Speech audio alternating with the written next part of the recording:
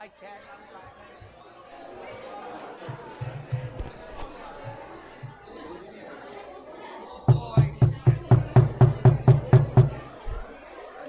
No gavel. Where's your gavel? I forgot it again. Just yell out. I want to salute the flag. Here we We go. can keep these stuff, Frank. You know, the nameplates and everything, just keep it there for you.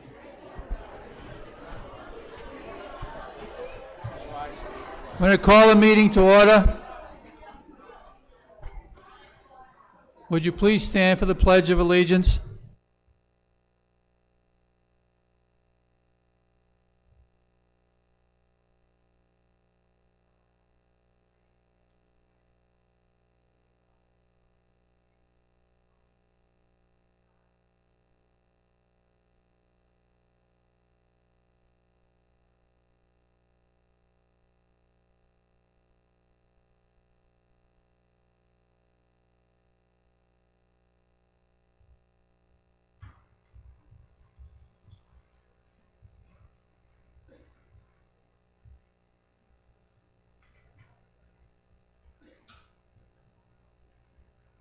Good evening, everyone. First order of business is to approve the minutes, executive session, April 22nd and 24. Motion. Motion by Mr. Second. Andriozzi, Second. seconded by Mr. Pollock. All those in favor? Aye. Opposed? Motion carries. Need a motion to approve the open session meeting minutes of April 22nd and 24. Mr. Andriozzi. Mr. Corsini, all those in favor? Aye. Opposed? Motion carried.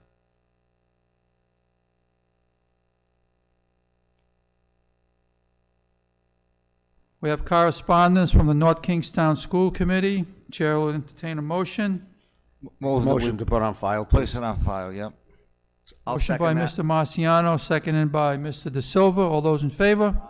Opposed? Motion carries. Public comments on agenda items 6 through 12, we have none. Moving on to the consent agenda.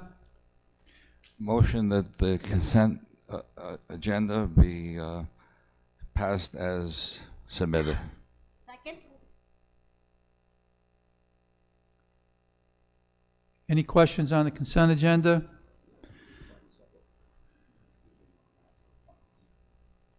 All those in favor? Aye. Opposed? The motion carries, and Mr. Goho will read the names of those who have been appointed to full-time positions in the school district. Thank you, Dr. Pilata. So we're very excited to announce that we have a number of appointments. We tried to move very quickly to fill a number of hard-to-fill positions, and we're very excited with some of the names that we are bringing forward to you tonight, or that you've already approved. Some of them are in the audience, so I just would like to read the names and the positions. First, very excited about Robert Bello, North Providence High School.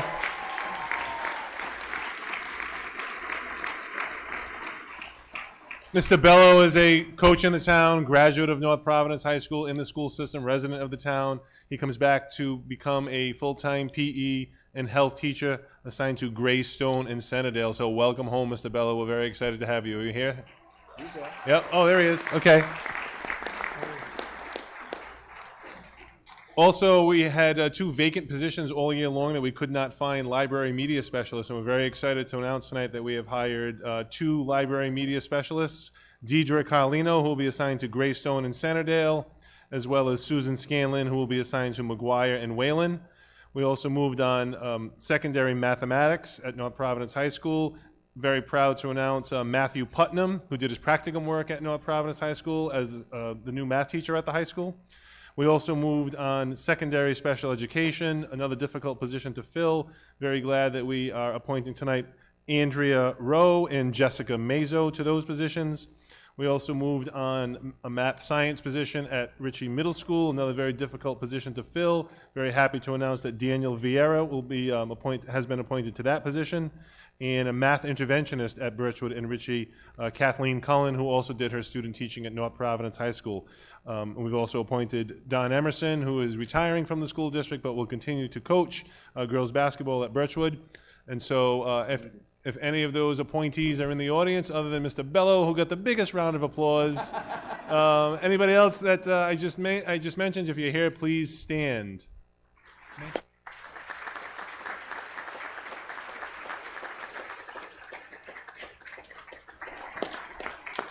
So I want to thank the work of the Human Resources Office, Mrs. Goet, who did a tremendous job organizing all of this, also the interview committees at each of the buildings, moving quickly on these very difficult and hard-to-fill positions. I'd also like to just note in the consent agenda, we accepted with regret the retirement of Donna Fishback, longtime teacher at North Providence, most recently our life skills and transition teacher at North Providence High School. She is a phenomenal person, phenomenal teacher, and as you know, it takes a special person to succeed in that role, and Donna is the standard bearer for success with our life skills and transition students. So we wish her health and happiness in her retirement and accept it with regret. Also, I'd like to note that also our longtime basketball coach, Mr. Paul Rizzo, has resigned officially after taking a one-year leave from the position of boys basketball coach. Mr. Rizzo coached for 20 years at North Providence High School and had a run of 18 consecutive years of making the playoffs, including appearances in the state championship finals. And I would venture to guess that we'll probably not see a run of that kind of success in boys basketball for a long time. So we also accept with regret Mr. Rizzo's resignation, but we are happy he is staying on as an assistant baseball coach. Thank you, Mr. Chairman.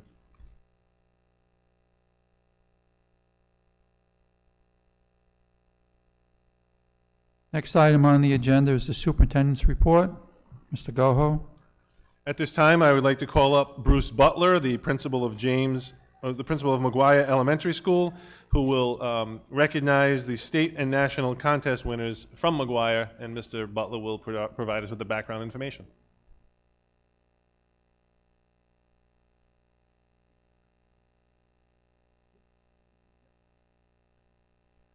All right. Well, thank you, Mr. Goho, and Central Office administrators, as well as the school committee, for allowing us to have this recognition tonight. Good evening. My name is Bruce Butler, and I am the proud principal of McGuire Elementary School. Tonight, I'd like to share some very exciting news about our McGuire overachievers.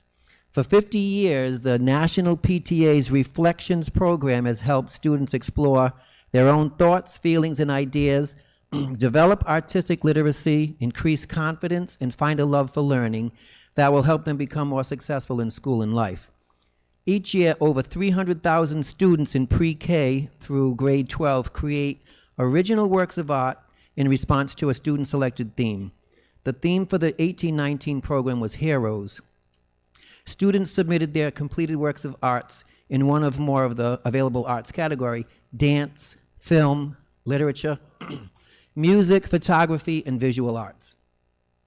Student winners from the local school level had the opportunity to move up through the district, state, and national level.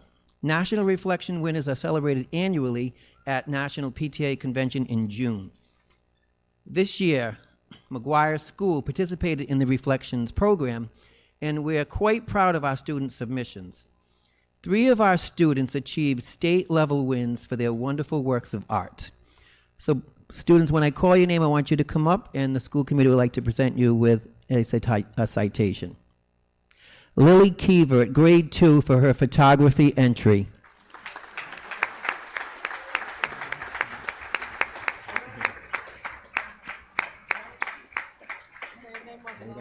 Lily Keever.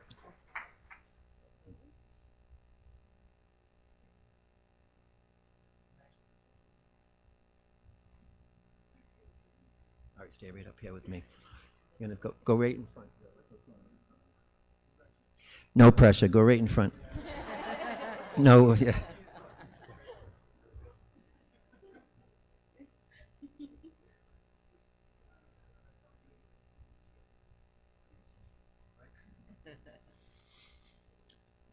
Colin Cabana, grade 2 for his literature entry. Colin Cabana. Colin. Nice, bud. Go next to Lily. Stay right there. Nice. And Angelina Atkinson, grade 5 for photography entry.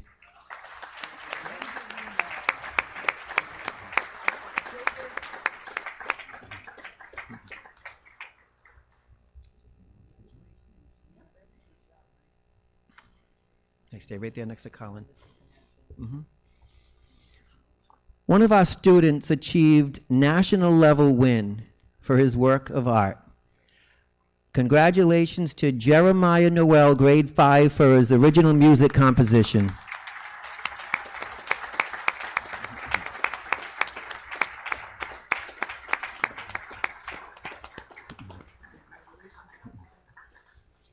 And yes, he's grade 5, and he football scouts in the audience. Jeremiah composed, arranged, and performed an original song titled Hero. The song is a reminder that each and every one of us has a hero inside us. We're going to play a little bit of that song for you.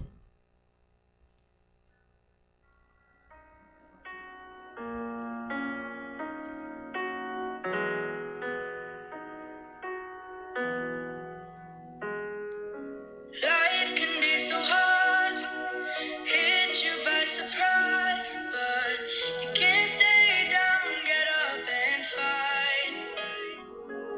To find the strength within, you need to have the will. Why set up for failure? You can win.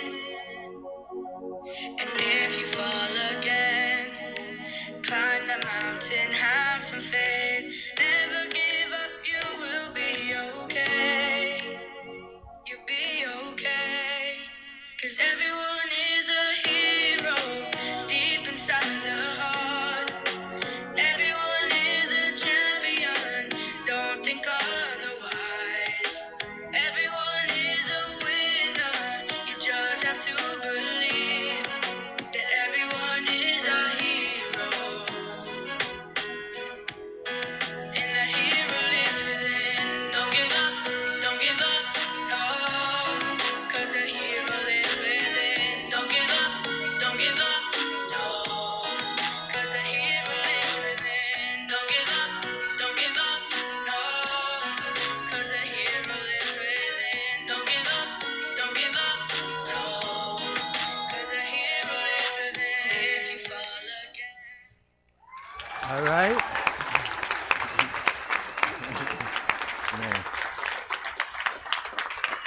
And Jeremiah knows if Ellen calls, we're going on the show with Ellen. Yeah, with the prizes. So I just want to ask, just in conclusion, join me in thanking Tabitha Keevert for all of her work to bring the program to McGuire School and seeing it through to the national level. Tabitha.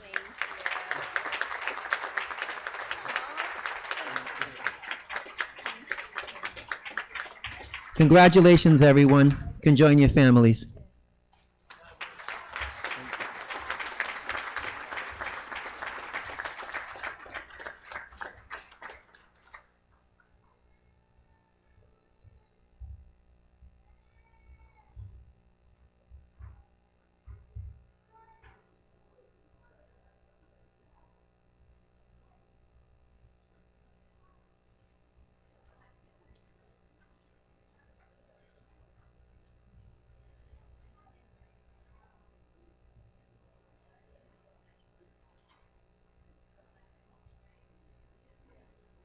Okay, moving on with the superintendent's report. We're just going to skip B momentarily as we're waiting for some people to arrive.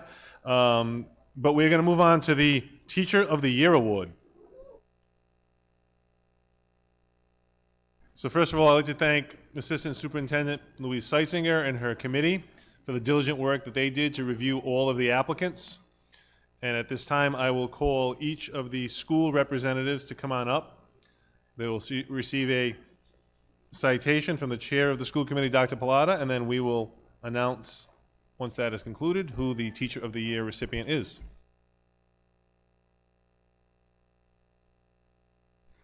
The Teacher of the Year representing Birchwood Middle School is art teacher Lori Batek.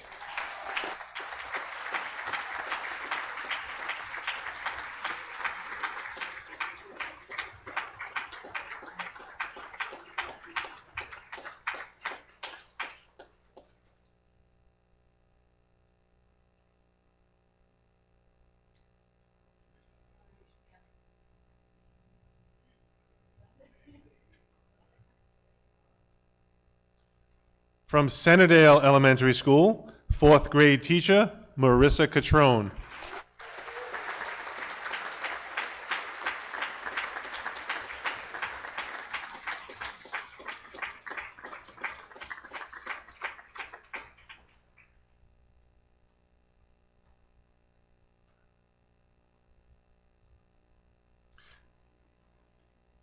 From Greystone Elementary School, special education teacher, Victoria Leinberger.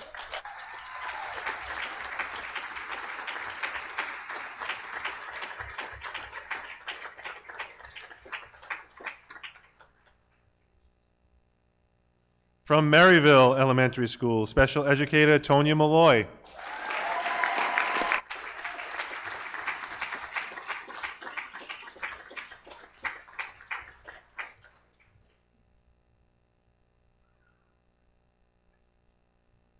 From McGuire Elementary School, reading specialist, Christina Rosa.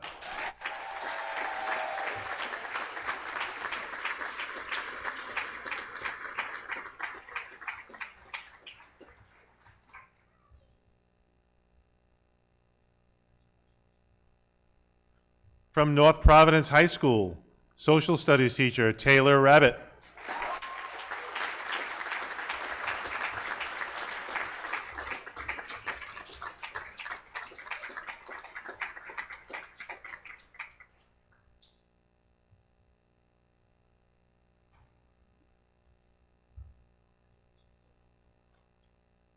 From Ritchie Middle School, social studies teacher, Theresa Connors.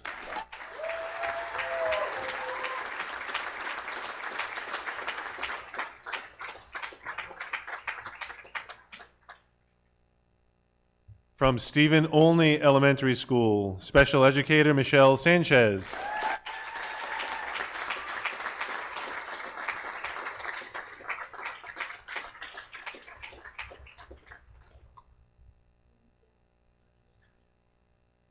From Wayland Elementary School, 4th grade teacher, Donna Canario.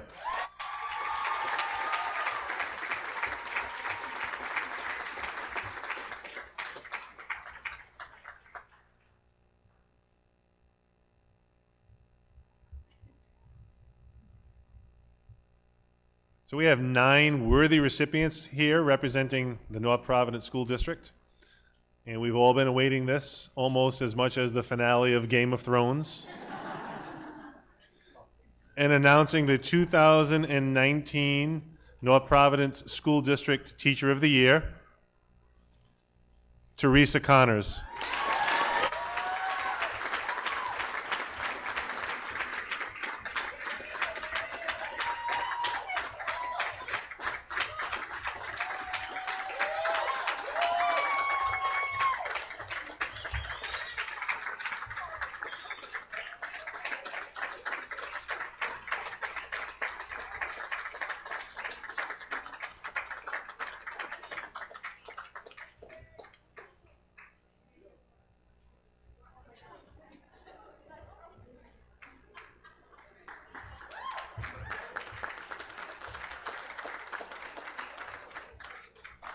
So the feedback that we have received from Mrs. Connors is that she has a tireless work ethic, high degree of dedication and passion for teaching, embraces all district initiatives with a vibrantly positive attitude, always student-centered, including, as an example, class adoption to support an African child, always finds the time to help students before and after school. So congratulations, very well deserved, Theresa Connors.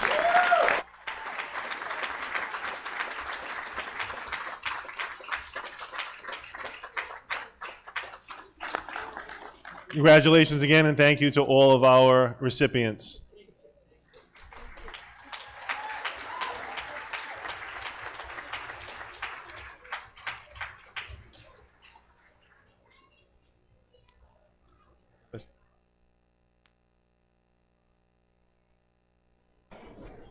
Okay, at this time, we're going to take a 3-minute recess. We'll reconvene in 3 minutes.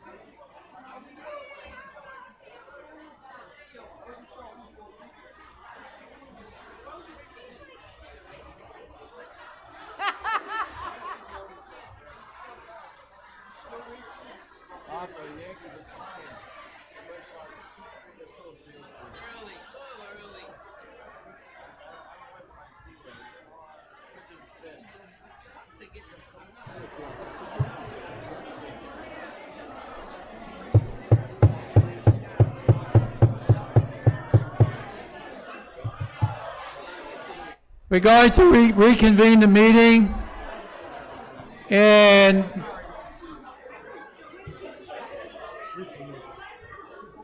I would ask that everyone that is here, it would be a pleasure for us to have you remain here to witness the next award.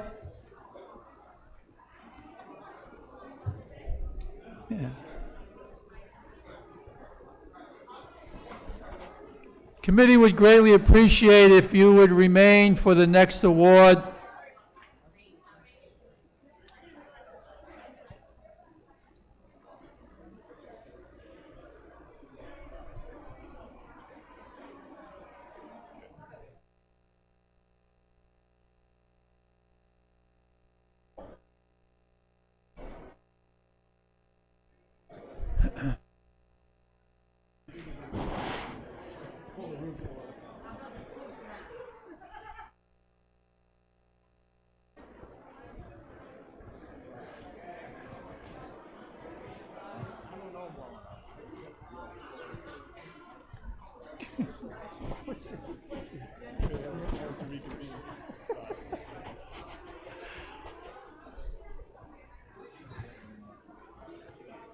Oh, the kid.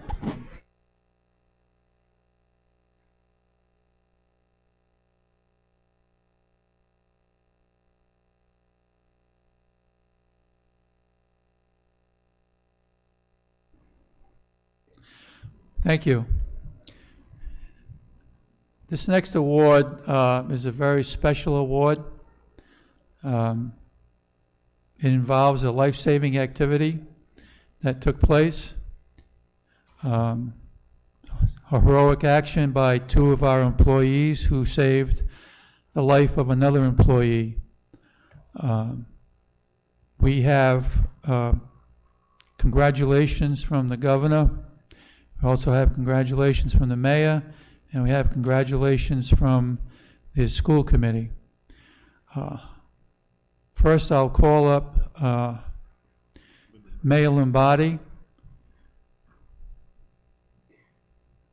to offer his resolution to the two individuals involved who saved another individual's life. Mayor? Thank you, Mr. Chairman. Members of the school committee, it gives me great pleasure to be here this evening. And first, let me welcome everyone. So, tonight's agenda, I think, falls right in with the community that we live in. If you come in my office, you'll see a T-shirt, and on that T-shirt it says North Providence, a community that cares. What happened at Wayland School was unfortunate, But I will tell you this, that what transpired there that day does not surprise me. The care for that individual that went down was instantaneous, and no one really thought about it, just did what they had to do. Mrs. Policina, Mr. Rubino, on behalf of all of the residents of the town of North Providence, a heartfelt thank you. I mean that from the bottom of my heart. I made a special visit to the school a few days later to personally thank all of those that were involved for a great job. For those of you that don't know, this is the second time in a year and a half, maybe 2 years, I'm trying to remember exactly when it happened, right here in this building with our new recreation director that went down right here in this building. And people did what they had to do. Didn't think about it. And that gentleman is back here teaching. That's what we do here. Everyone that was involved, and especially in this situation, as I said, Mrs. Policina, Mr. Rubino, you'll be able to live for the rest of your life and know that you saved someone's life. And I can tell you, I rode the rescue squad for 21 years. I know what that feels like. You'll never, ever forget it. And neither will the taxpayers, the residents, or your comrades in that building. They're never going to forget it. It's a little special for me tonight. Not only is Mrs. Policina our the nurse in that school, but a personal friend. And as far as Mr. Rubino, I watched that guy grow up. His dad was my childhood friend. So this was, it's special, and I'm not going to say too much more before things get a little emotional. But I don't know, thank you. And if you guys could come up, I have a little something for you.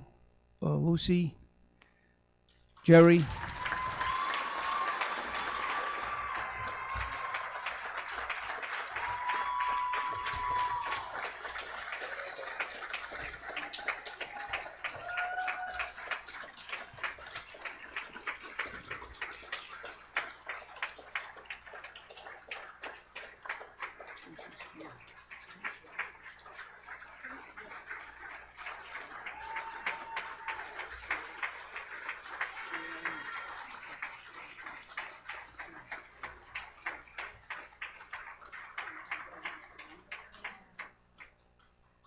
From what I'm told, Mayor, I just want you to know I just kissed your wife.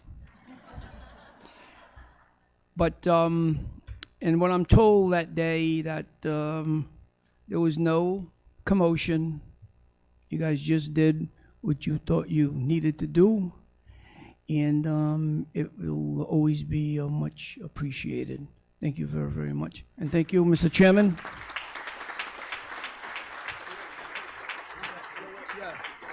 Yeah, Mr. Colucci, why don't you stand, please? That's Mr. Colucci.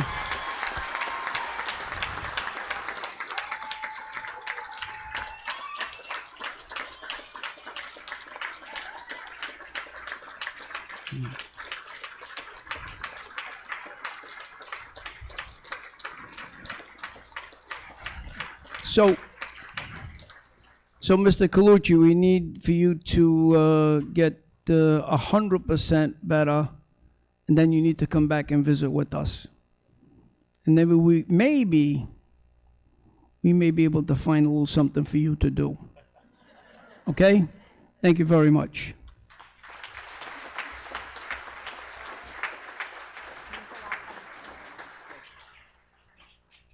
You can stay here. Thank you, Mayor.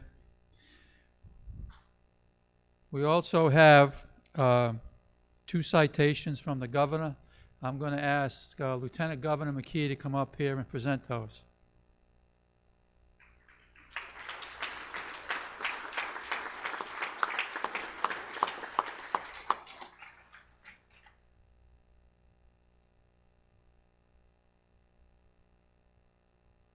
Yes, thank you, and thank you, Mr. Chair, and thank you for the committee and the invite. I actually have my North Providence High School shirt on tonight. Downstairs at the Youth Commission, the Mayor's Youth Commission with the high school staff, and yeah, I would just say my personal comments are very short. Again, the Policina is very special to me, and it's not a surprise to me that that you showed the leadership you did as a responder, and not only as a former mayor but also a citizen of Cumberland. Our first responders, whether they're our nurses or whether our rescue or our fire, are so important to our communities, and so I thank you so much, and I thank you for your friendship too, Lucy, and Joe and Joe. So, anyways, here's a citation, just appreciation of your life-saving efforts on May 9th, 2019. Your heroism and demonstration of outstanding judgment and courage in an emergency is deserving of acknowledgement. In honor of your heroic actions and with my deepest admiration, I am pleased to issue the certificate of special recognition from the governor. So thank you so much, Lucy.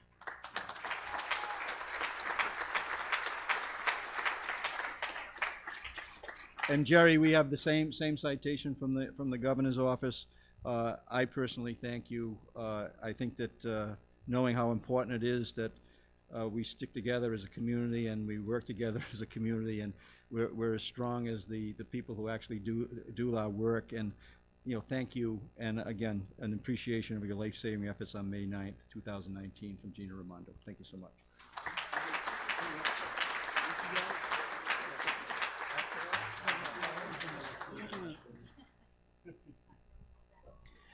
Thank you, Governor. But this was an effort also besides Mrs. Policina and Joe Rubino, and our police department was involved.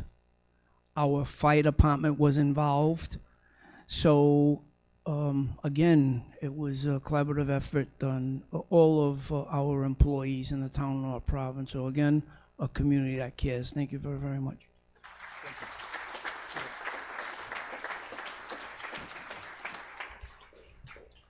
We have one other citation from the school committee. Teachers are asked to do a lot of things. They're asked to be moms and dads and social workers and psychologists and aunts and uncles, but I hope we haven't added another responsibility in terms of saving lives. But thank God that you were there. Thank God that you did what you did instantaneously without thinking about it. And Mr. Gallucci, you have a second chance at life. Make the best of it. We all love you. We're glad you're back. And thank you for what you do.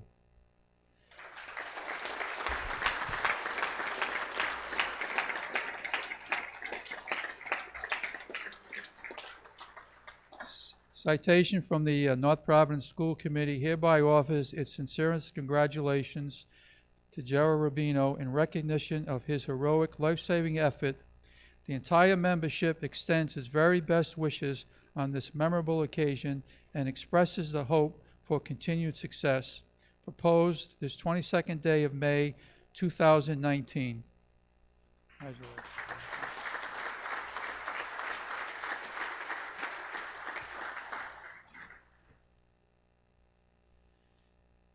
Same wording for Lucille. Hereby offers its sincerest congratulations to Lucille Policina. In recognition of her heroic life-saving effort, the entire membership extends its very best wishes on this memorable occasion and expresses the hope for continued success. Proposed this 22nd day of May, 2019. Congratulations and thank you.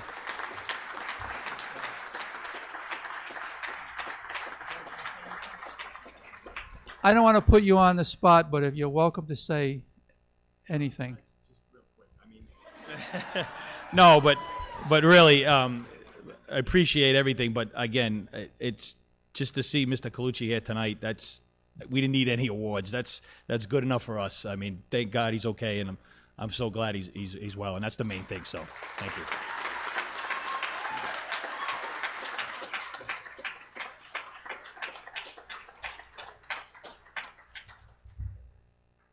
And thank you once again.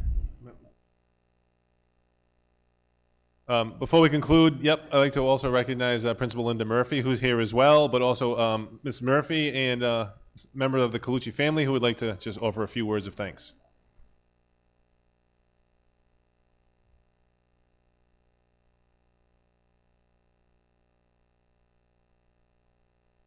I'm going to be so brief because I want to hand the floor over, but Lucy and Jerry, what I really want you to know is we appreciate what you did on May 9th.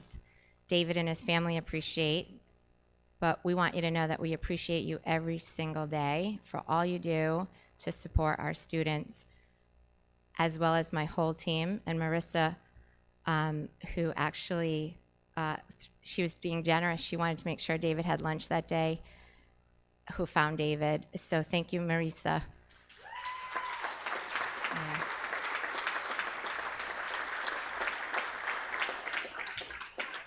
I'll now hand the floor over to Robert, David's brother. Thank you. And I'll be even more brief. I really just wanted to say on behalf of David and the entire Colucci family, thank you. We are eternally grateful for your heroic actions that day. Not only did you just save David's life, but you actually revived it from my brother Michael and I were first to arrive at the ER at Fatima, and we were given pretty grim news. And basically, if it wasn't for your quick and heroic actions, you basically you brought him back to life, and we are eternally grateful for that. There's really nothing that we can do or say to repay you. As the mayor said, it will stick with you for the rest of your life. It will certainly stick with the Colucci family. And you will forever be in our hearts and prayers. Thank you.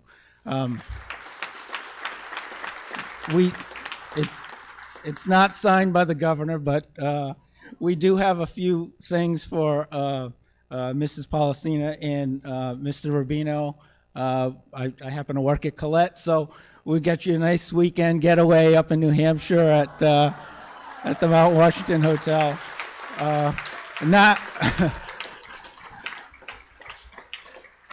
Not together, of course, but and we threw in a couple of Red Sox tickets. Hopefully you like those too. So thank you very much. Thank you.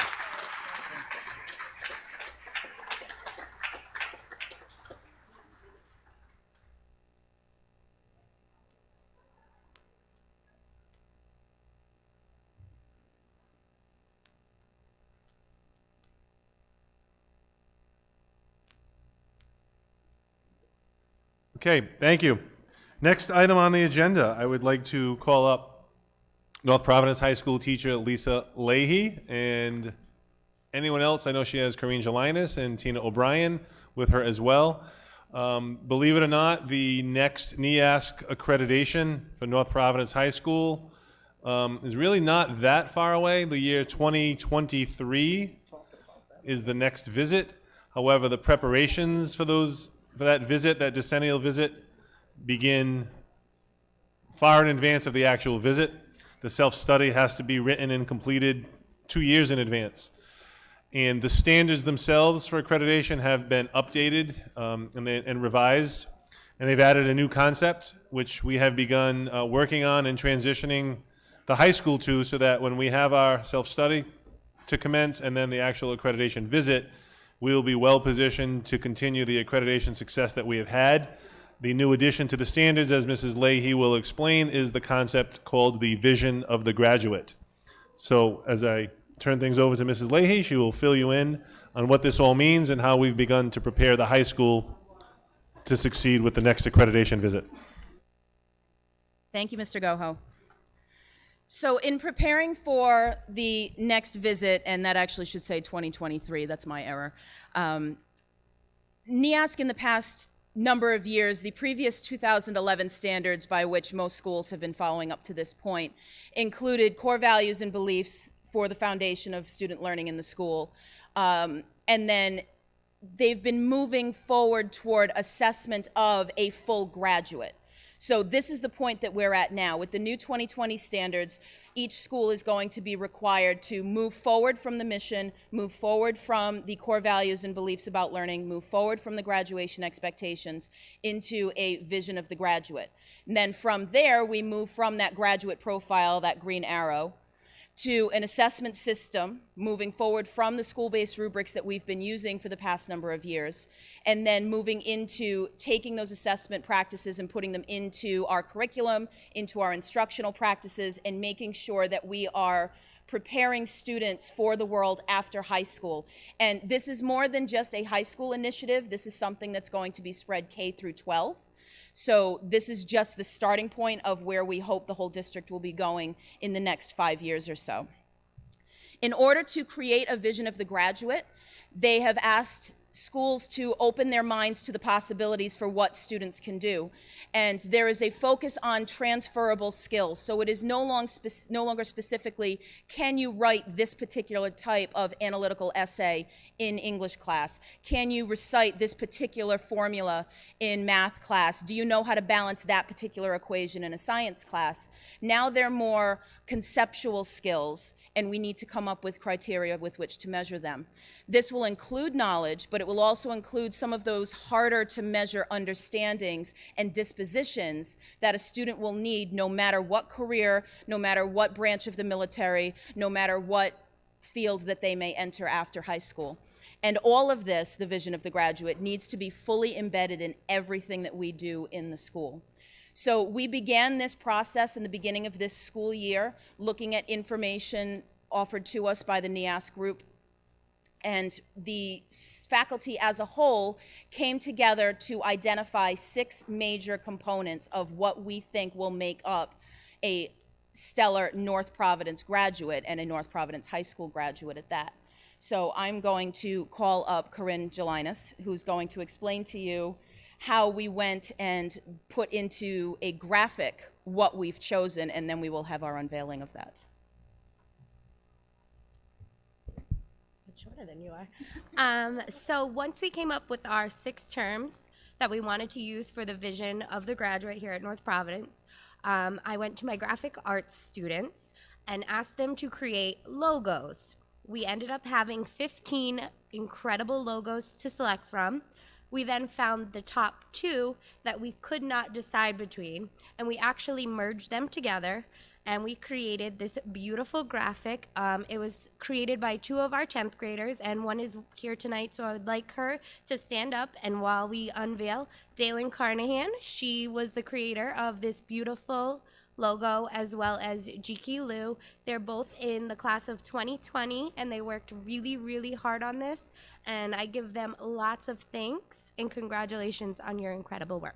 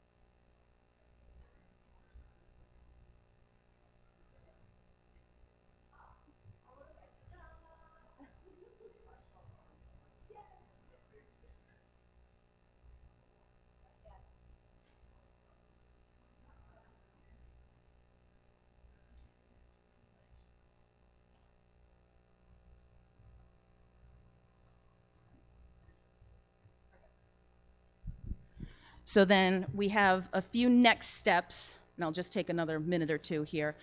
So now we have to figure out a way to assess this vision of the graduate.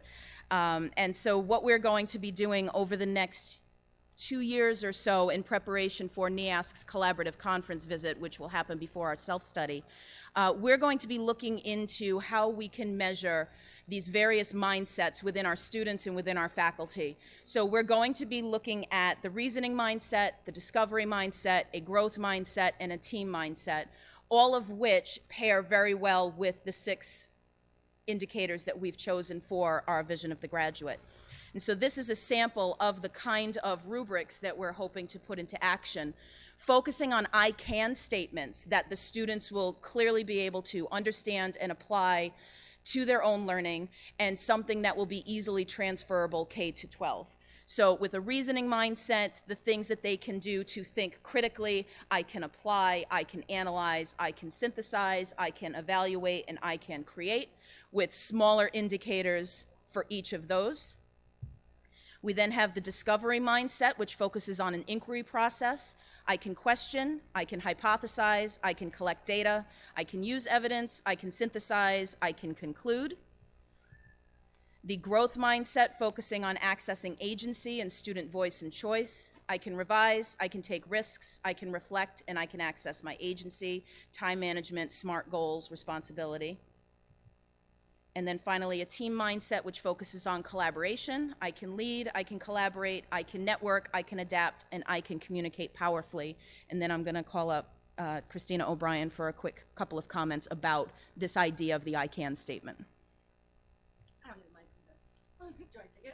I'm gonna be really loud. Okay, so I got to attend a PD with Lisa Leahy, all about NEASC, and I went on my first NEASC visit in October, and I absolutely loved the process. So something that we got to learn about were these I can statements, and in these I can statements, sometimes our rubrics, which are absolutely wonderful, sometimes the language and the verbiage, thank you. History teacher, sorry. Okay, so sometimes the verbiage can be a little bit, overwhelming for the students. So these I can statements takes these kind of lofty ideas and really puts them into something foundational that the kids can concretely understand, which I think is also our major goal as teachers. Thank you very much for your time. Are there any questions that we can answer for you? Any questions from members of the committee? I'd like to just say that, we're following the same blueprint that we have had with the 2002 accreditation visit, the 2012 accreditation visit, and now the next one upcoming in 2023, which is to use the standards for accreditation, which are right out of Breaking Ranks and current research, as the blueprint to organize our comprehensive high school and to embed these standards and these skills and competencies in our students as common practice, so that they are part of what we do every day, and that when the accreditation team gets here, they recognize that we are using the standards as our guidelines. So the vision of the graduate concepts were developed by our school improvement team. That includes teachers and administrators and students, which I'm really happy about. And we're thrilled with the fact that our students are the ones who actually developed the logo, which will now become the symbolic of our vision of the graduate educational program. Any questions from anybody on the committee? I would just say on behalf of the school committee, we stand ready to support you and provide any necessary resources that you need. Limited. But we're here to do the best that we can to support you to make this happen. Thank you very much. Thank Good you. job. Gina has a question. Thank you. Mrs. Picard.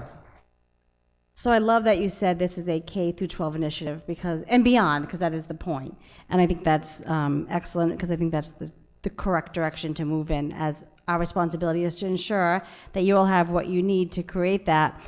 I had a lot of conversation, especially as a parent of a outgoing senior in a couple of weeks and a junior.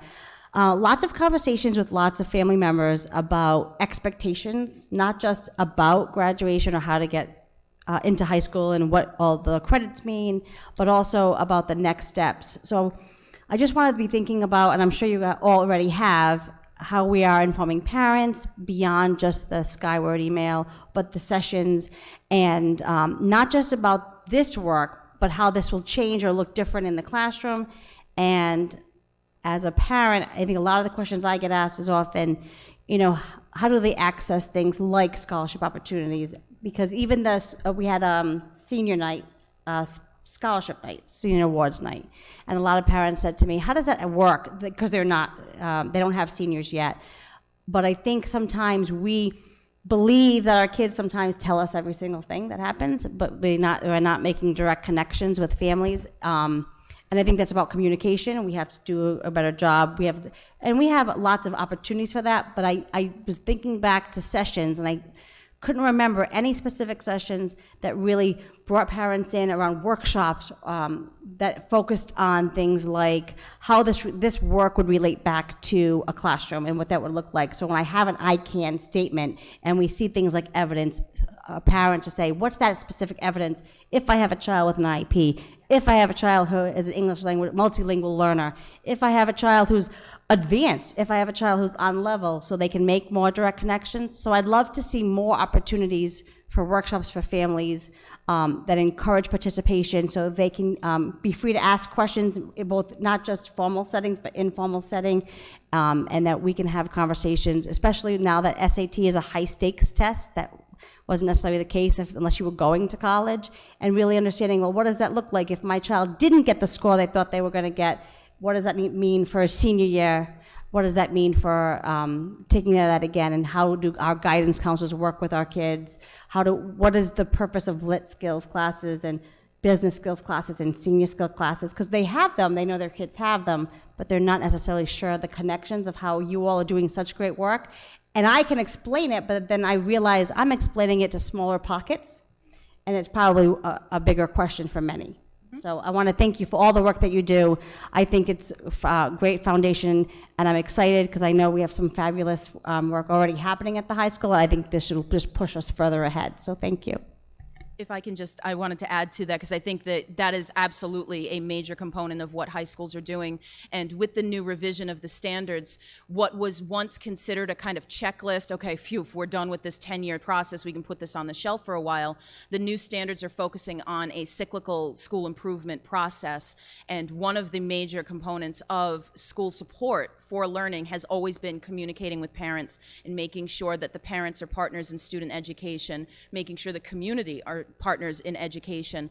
And so as we move forward to make sure that we're adhering to these new 2020 standards, parent communication involvement, as much as student voice is important, parent voice is also going to be involved. Thank you very much.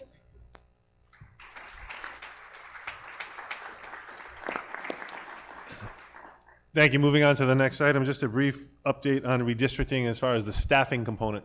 We've been keeping the school committee and the public updated on the various aspects, the multifaceted components of redistricting, which has unfolded over the last 4 months.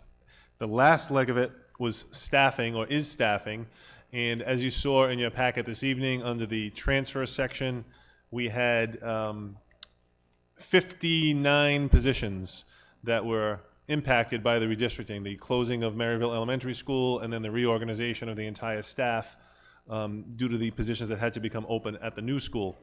So due to the hard work of our elementary principals, middle school principals, human resources, central office staff, lots of cooperation from Mike Cicerone and Lori Baytek with the union, very smooth and efficient process to assign and appoint and award 57 people to their new positions in the district. And also under the appointments section, there were another 10, I think, appointments that were made tonight. The good thing about it is they were all very hard to fill positions that we were able to get a jump on. So our goal was to have everybody know by the last day of school, pretty much, hopefully, where they would be working next year, and to have accomplished that, as well as filling library, secondary mathematics, secondary special education, middle school mathematics, middle school intervention, to be able to do that in such a short period of time, on top of the transportation plan, on top of the redistricting and all of the components of it. It really is a tremendous accomplishment for the entire community, and really a team effort of the entire school department. Teachers, staff members, administrators, the redistricting committee that included parents and community members, elementary principals, middle school principals, central office staff, many of whom are sitting to my left tonight, and certainly the leadership of the school committee. So we are 95% staffed as we head into the Memorial Day weekend, with a few positions out on School Spring. Our transportation plan is pretty much nailed down, and we have a meeting scheduled soon again to revisit the transportation plan. The appeals process has pretty much been exhausted, and we have a few people on wait lists, but that went extremely smooth. So when you think about everything that we had to accomplish in the last 4 or 5 months, and to be sitting here tonight with this last leg, 95% of it complete, it really is a astounding accomplishment for everybody associated with the school department.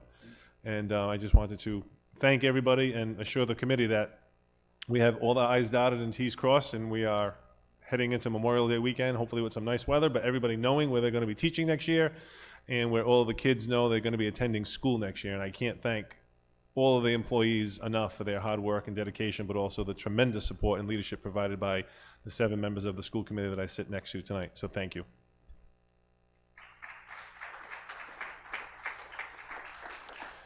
The last item on the agenda, which will be a recurring agenda, there's a lot of work that comes out of the Office of the Assistant Superintendent in terms of curriculum, professional development, state testing. So this is going to be a recurring item where Mrs. Seitzinger will just give a brief overview of some of the key components that she and her staff and the teachers in the district have been working on over the last month or so. Mrs. Seitzinger. Thank you, Superintendent Goho. This will be very brief, but just a few highlights from the last few months, and things have been very busy, as Mr. Goho said, but teaching and learning has still going on, and a lot of great professional development. And I want to thank the elementary principals, middle school, high school, everyone's collaborative effort, wonderful teachers. So we've completed our SAT, PSAT 10, and the RICAS ELA and math assessments in grades 3 through 8, and of course at the high school, like I said, for SAT and PSAT 10. We're now working on completion of the Rhode Island Science Assessment at grade 8, and that'll be done this week. Grades 5 and 11 are complete. And our students really worked diligently through that process. Teachers worked diligently through the testing period. And compared to last year, it was the first year for RICAS. This year was really, really smooth. And I want to thank our tech department, too, because that team is just outstanding. So everything went very smoothly. So thanks again to our principals and the teachers. Continued work on a revision of our curriculum in both ELA and math for grades K through 8 has been going on this past year. Our committees have revised our scope and sequence as we reviewed the Massachusetts framework, and so we did a crosswalk of our curriculum and made sure that our rigor of tasks were really up to par with theirs. And we had some great conversations, great collaboration, so we revised that. We're continuing that work. And also revised our assessments and we're reviewing our summer assignments for students K through 8, so probably more for next year. But last year was the first time we did K to 12 summer reading initiative. We never had that before, so we're really proud of that. And again, that was through teachers' effort, principals' effort, myself working with them. And that involved, speaking of student agency, things like choice, blended learning opportunities, so we're really proud of that. And then finally, continued elementary grade level professional development has gone on in ELA and math. Including blended learning resources. And so the teachers have the opportunities to collaborate together, to share resources, to learn new things from each other. And teachers really learn best from each other. So I'm really grateful to our teacher leaders who have helped facilitate those trainings. And also we've just continuing our content level middle school training. So we have social studies, science, ELA, and math meetings with those teachers. And we're just finishing those this week. And again, that's been led by teachers and facilitated by them. So I'm really proud of that. And they really have done a phenomenal job. And so they're really owning the curriculum and the professional development. I just have one question, Louise. With all the work that's being done on all the buildings this summer, you've identified space within buildings to run any summer programs or special needs programs? Yes. That's all been taken care of? Yes, that's all. And that list that I originally gave you is still accurate. Thank you. Yeah. Good job. Thank you. One last piece, Mr. Chairman. We had a very successful senior project day, so I do want to thank the leadership at the high school, Principal McGill, Mr. Talbot, Mrs. Caffrey, and the senior project coordinators. Phenomenal day today organizing senior project and doing all of that while also conducting your own interviews to fill staff in special education and mathematics.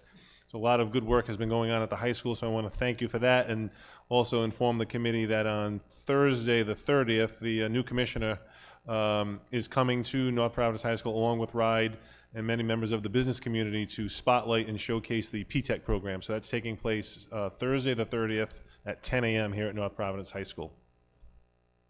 I would just make one comment regarding the senior project. I just have to share this with you. I was pretty much blown away by one of the presentations. I think Mrs. Picard was with me in my group. But one of the students shared with us her senior project, which was a cell phone. And she had a cell phone in the bed with her, and she had it plugged in. She was charging it. She woke up in the morning, and she had this huge boil on her arm because the cell phone got very hot. And she went through a series of visiting the hospital and doctors to try to correct it. Eventually, she had to have surgery to have it removed. And she still has the scar today, but she pointed out so many good things about the non-use of cell phones. Another young lady fell asleep with the cell phone underneath her pillow, and it got hot, and the pillow caught fire. It didn't hurt or damage the child, but it certainly raised my level of awareness relative to cell phones.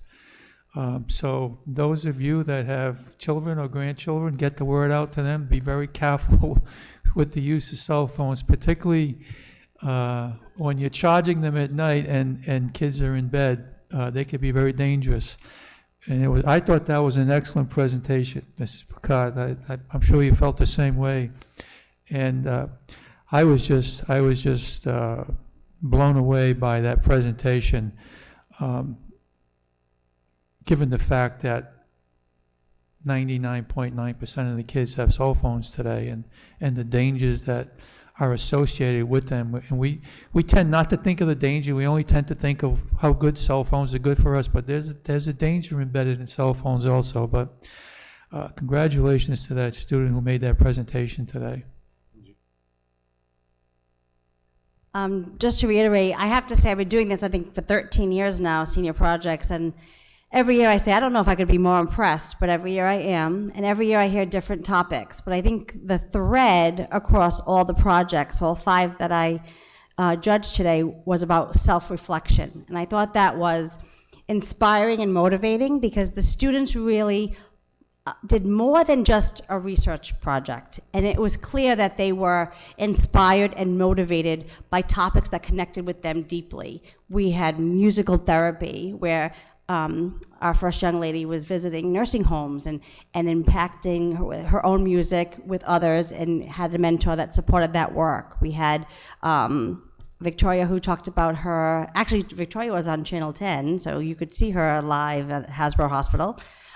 She did a piece to explain the danger of what happened to her, and she was excellent.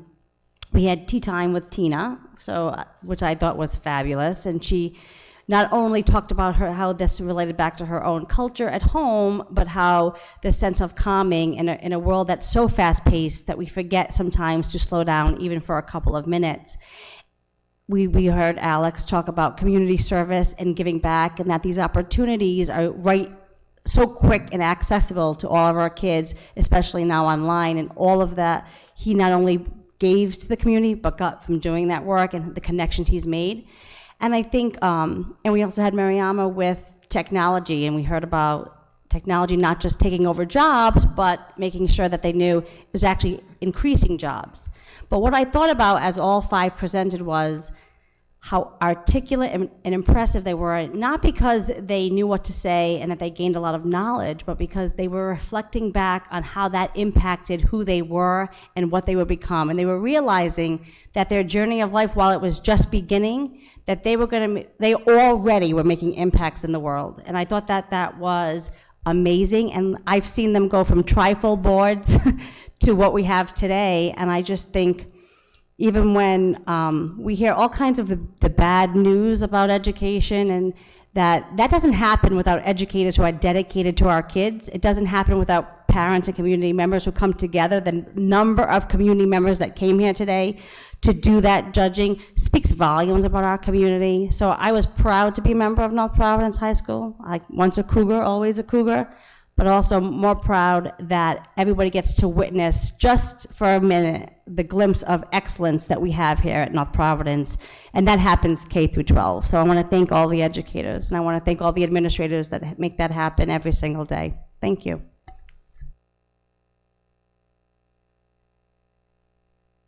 Moving on, the school committee reports, we have no. Under old business,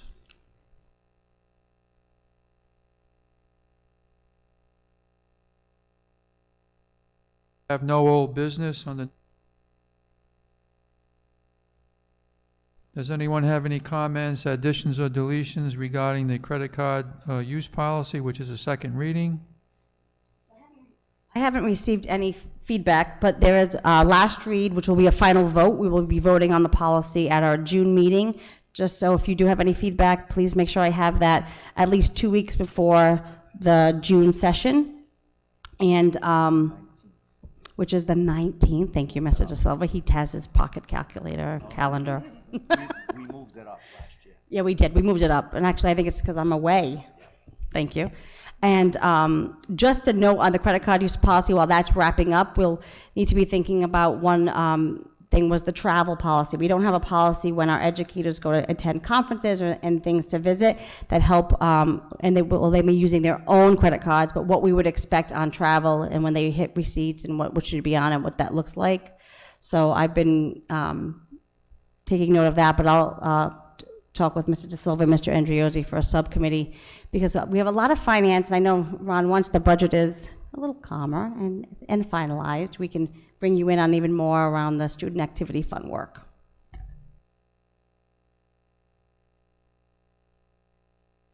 The chair will entertain a motion on the crossing guard contract. Motion made to approve. Motion by, who's the other nay? Mr. Andriozzi, nay.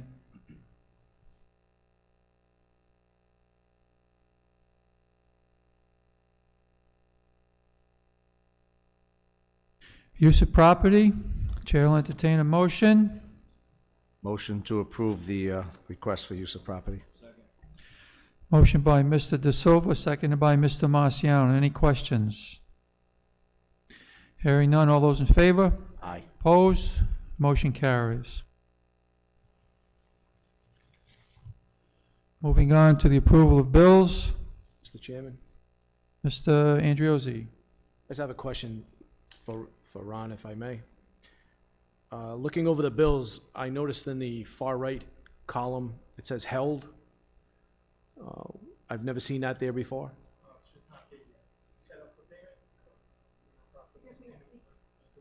Because we haven't approved it yet. I'm so proud, Ron. Thank you. Very, very good. So may I ask some questions about the bills?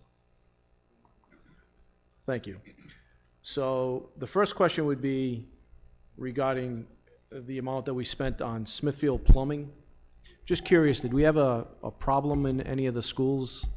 Because it's a very large amount over the course of a few bills here.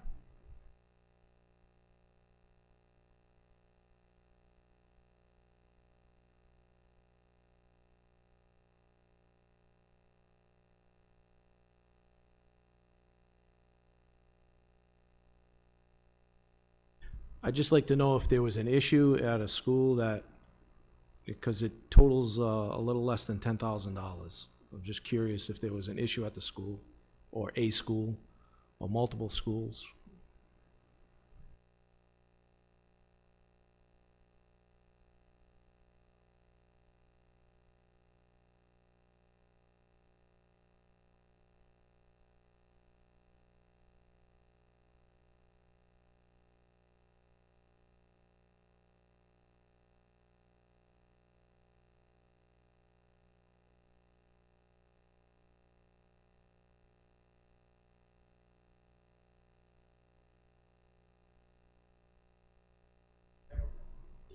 Exactly.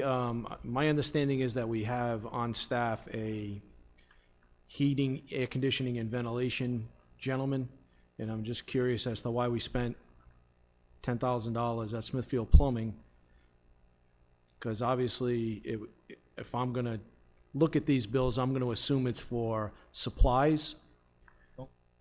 Only supplies, so, you know, when I see $10,000 for supplies, knowing that we have somebody on staff to fix these issues, it sounds like an awful lot of money for supplies to fix just small issues. They obviously were big issues. If you don't have that available right now, maybe you can get that from Mr. Andriozzi tomorrow. Yeah, I'll respond back to him in writing. I do have the bills in front of me. All I'm seeing is supplies necessary for some of the schools, conversion kits.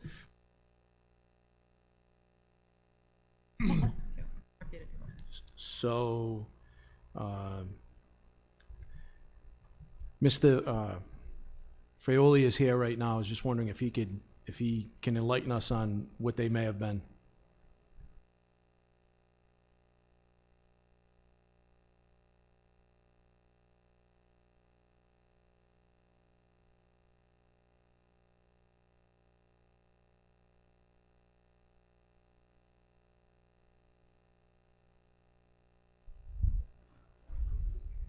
That's fine. So I thought my question was, I was concerned that it may have been heating, air conditioning, or ventilation, because I do know that we have issues with them, and I'm just concerned that going into the summertime, that all of those issues are corrected, because we don't need a replay of what happened last summer in the schools.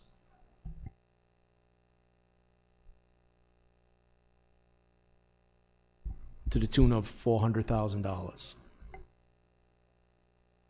Yeah, just use the podium, Jim, please. So you don't, I don't need you to explain every single one of them. I'm just concerned, are they heating, air conditioning, and ventilation problems, or are they just like small plumbing problems where big plumbing problems? They had nothing to do with the heating system or ventilation system, correct? Oh, they are heating, Oh, yeah. they do. Okay. Guys, we did the labor ourselves. I'm aware of that. Right. Thank you.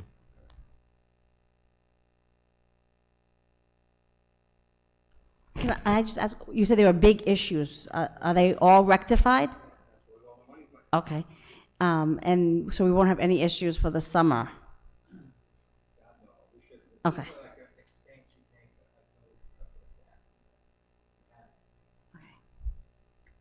So Ron, my question, to the best of your knowledge, everything that we are paying and approving has followed all our policies and state law?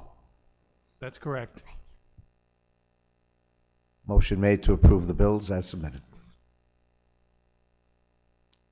Any additional questions? Motion by Mr. De Silva, seconded by Mr. Marciano. All those in favor? Opposed? Motion carries. To address the committee, we have none. No pending business. Entertain a motion to adjourn. Motion made. Mr. De Silva, Mrs. Picard, all those in favor? Opposed? Motion carries. Meeting is adjourned.